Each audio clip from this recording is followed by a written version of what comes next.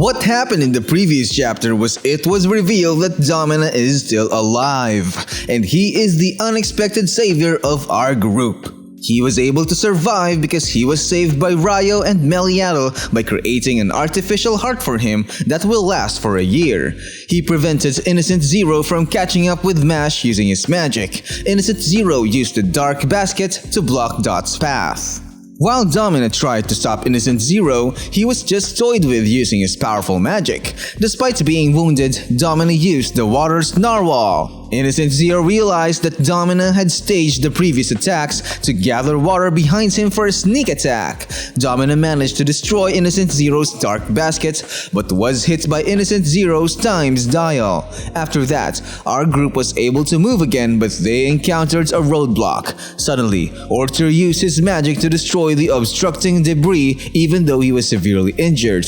But their problems didn't end there, and while running, they saw that they were being chased by a large number of goblins. Orter immediately acted again and cut the bridge to prevent Dot from being chased by them, but he was left on the other side with the goblins. Our group was forced to leave Orter behind to save Mash. Orter faced the goblins using all of his remaining power to buy time for Dot. In the end, they were able to reach the exit of that floating castle. What's up, Onii-Chan? Welcome back to our manga analysis series about Mashle, Magic and Muscles, which is a blend of Harry Potter and One Punch Man in its story. So let's start the video. Continuing the exciting story of Mash in a world full of magic, we return with the dying Mash and his friends. It showed Mash lying in bed, with Meliadoul rushing towards him. Our protagonist is unconscious and blood is coming out of his mouth. Meliadoul said that she would take care of it. She showed a small box, and when she opened it, she brought out a peculiar object. Ryo was staring at it, and Meliadoul immediately inserted that object into our protagonist's chest, which surprised Ryo. Meliadoul explained that it's an artificial heart, and it was made by Digitales by Wizarding, the witch of the Eastern Forest. It reportedly has a high rejection rate and requires 66.6 hours of complete bed rest for the patient before it can be implanted. And even if the transplant is successful, the hearts will only last a week, and after that, Mash would experience unexplainable pain until he eventually dies because of it. Finn screamed out, stating that they couldn't wait for 66.6 hours because Innocent Zero was coming. Meliadoul then said they had no choice but to hold off Innocent Zero until then. She was sure that Mash was fighting just as hard as they were. Suddenly, someone broke the wall, surprising Meliadoul. It turns out that it was Innocent Zero, who said he sensed Mash's presence. He was with the traitor Ochoa. Meliadoul had hidden Mash behind her. They were told to hand Mash over to him. Dot responded as they prepared to fight, "They won't do it." Innocent Zero said, and flicked his wand. A huge amount of dark energy immediately burst out towards Dot. The path was damaged by that attack. After the smoke subsided, Innocent Zero noticed something. It was shown that Meliadoul had blocked his attack using her fists. She stated that as long as Mash hadn't fully recovered, he was under her protection.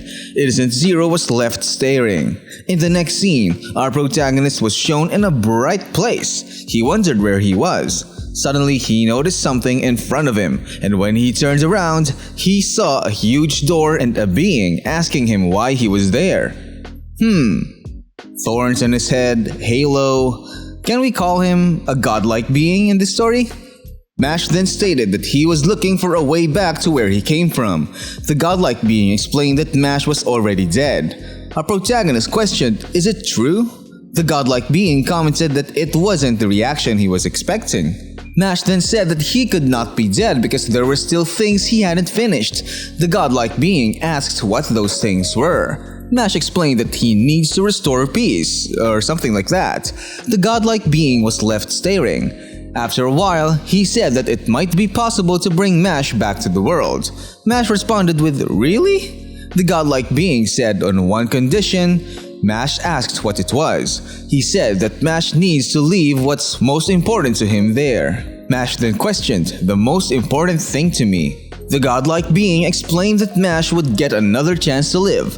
Even though it's temporary, Mash still has to pay the price. Nothing in this world is free. Each move in life comes with a trade-off. Life itself is a series of deals. Mash will supposedly get a chance to restore peace. It's only natural to pay a price equal to that opportunity. He considered that amount as the most valuable thing for Mash, so what can Mash give in return? Soon, Mash handed over a cream puff, saying that it was the most important thing for him. The place fell silent and the godlike being stared in surprise. Suddenly, the door opened and many black hands came out and wrapped around Mash. The godlike being pointed out that what's most important to Mash are his bonds. As the hands pull in Mash's friends, the godlike being explained that once the door devours him, it will take all of Mash's memories of his friends and family, and they too will forget about Mash. Mash should leave everything behind. Then he will be given the chance he requested. As he resisted entry in the door, Mash's eyes widened in shock. Mash slowly entered the door and the godlike being thought Mash's attempt was futile. As the door closed, he explained that this door of demands exists beyond the physical world. Mash is not above its rules. As he said this, Mash's hand suddenly came out of the door, surprising the godlike being. As Mash gradually opened the door, he said he didn't like what he was hearing. The godlike being began to sweat, disbelieving what he saw. In the end, Mash managed to escape from a door he should not have been able to defy. The godlike being was left speechless. Mash explained that he couldn't give up the most important thing to him, but he needed the godlike being to resurrect him. The godlike being asked if he had been listening to what he had said earlier. Mash replied that he did. Sort of. But he was not good with deals, costs, and other complicated things like that. After that, more hands started wrapping around Mash, and he commented, "No go, huh?" The godlike being said that with so many hands, Mash surely won't be able to escape. Nevertheless, our hero continued to resist being pulled in, and even the door itself started to shake. The godlike being uttered an as the door structure began to crumble. He said, "Again? And the whole door this time? Actually, no, don't do that." It continued to break down, making the godlike being shout out. Eventually, the magical door completely collapsed. The godlike being was left speechless and could only say that the door had stood for countless millennia. Mash said that he just wanted to live peacefully with everyone, and he won't stop until he achieves that. Mash bowed his head and asked this of the godlike being. The godlike being stared and eventually agreed. The godlike being explained that in his entire life, he had never met anyone like Mash. That meant that Mash had convinced him. He would bring Mash back to life, making our hero say, "Wow, thanks." Godlike being explained that the world outside that place is about to be destroyed. In that case, the godlike being set a new condition for Mash's return. Our protagonist needs to save the world. He would be shocked if the people he created were to disappear completely. So there, he is indeed the god of Mash's world since he made the people. Our protagonist was delighted about this. But before they proceed, Mash wants to make another request. Because of that, the godlike being asked if he was serious. What was up with Mash's high and mighty attitude? Mash wanted to get the reps first before he comes back because he needs stronger muscles if he needs to win. The godlike being wondered, here? Right now? In the next scene, we return to the face-off between Meliadoul and Innocent Zero. Innocent Zero commented, "Did Meliadoul think he could be defeated in that state?" After that, he immediately used his times magic and released a large attack towards Meliadoul. It destroyed a large part of that castle. Within the smoke, Meliadoul suddenly commented and said Innocent Zero did get stronger. Too strong, in fact. The boss was surprised. Meliadoul added that possessing such great power would be the reason for his downfall. Meliadoul appeared holding a staff. Innocent Zero identified Meliadoul's item as the Molly Staff, the legendary staff that defeated Circle, the Witch of Darkness. And it is the mortal enemy of dark magic users like Innocent Zero. Meliadoul yelled and told Innocent Zero to feel his own power hitting his body. Meliadoul copied Innocent Zero's times magic and directed it at him. Our comrades were amazed and commented that Meliadoul managed to release all the magic stored in an instant. As the powerful attack approached Innocent Zero, he simply said, "Huh." He used magic and easily countered it, as if he would be affected by it. Suddenly, Meliadoul was behind him, which surprised him. Meliadoul charged the staff and pointed it at his back. Meliadoul commented, "Even at point-blank range?" Meliadoul again unleashed Innocent Zero's times magic at him, but this time she did it up close. A very powerful attack enveloped the area, knocking back our comrades. Ochoa was worried about Meliadoul. The place filled with smoke, and when it cleared, the devastated place was shown.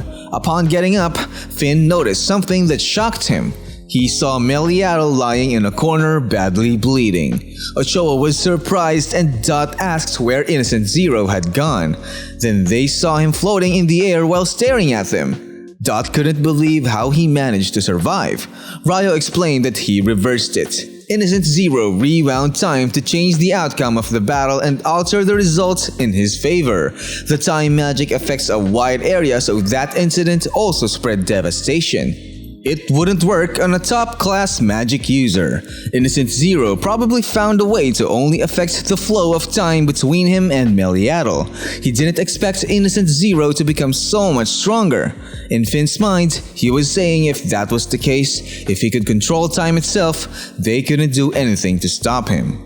Innocent Zero came down, so Ryo told them to get ready. However, he suddenly appeared behind them and immediately attacked them using the sharp hands of the clock.